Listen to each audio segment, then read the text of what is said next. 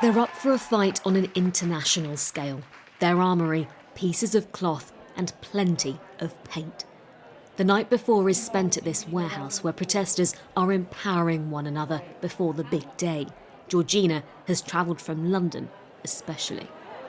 We're obviously at COP26, so if that in itself doesn't tell you that these past policies that have been created, even though they've been great in theory, have not been practically applied in the correct way. And they don't want to wait any longer. The last week of COP has been really, really disappointing, and that's coming from someone who didn't have high expectations to begin with.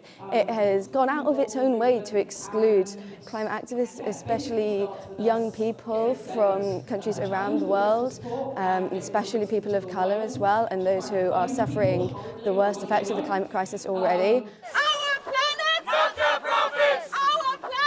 This disappointment partly echoed by the young activists who marched through the city yesterday.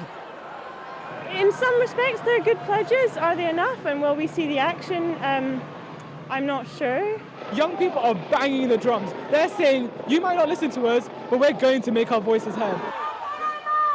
Thousands joined Greta Thunberg and other key climate figures as they took over the city. From saving the bees to planting more trees. Messages everywhere from those like 8-year-old Cameron.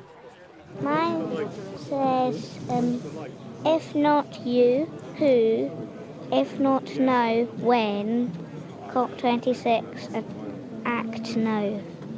And why do you feel it's important that you guys are here today to join all the other people in protest? Because if we don't act now, then our planet could be in real danger.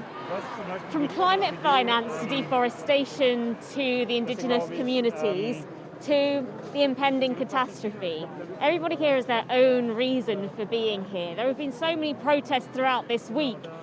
This one today, though, is going to be so much bigger. 100,000 people are pounding the pavements.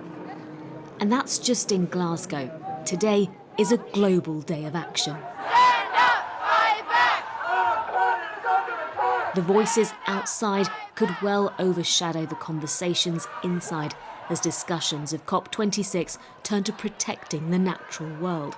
If this rallying of the troops is anything to go by, their urgency reveals they believe their time is now. Ashna Harinag, Sky News in Glasgow.